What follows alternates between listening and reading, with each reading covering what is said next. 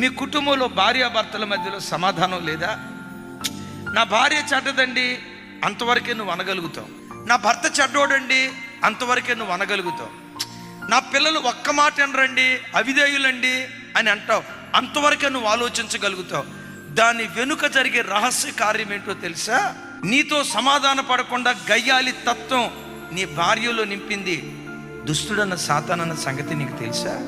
చిన్నప్పుడు నిన్ను చూసి గడగడలాడే పిల్లలు, అమ్మో అమ్మో నాన్న, అమ్మో అమ్మో అమ్మని గడగడలాడే పిల్లలు ఈరోజు నిన్ను గడగడలాడించే స్థాయికి వచ్చారంటే కారణం నీ పిల్లలు అనుకుంటున్నావా?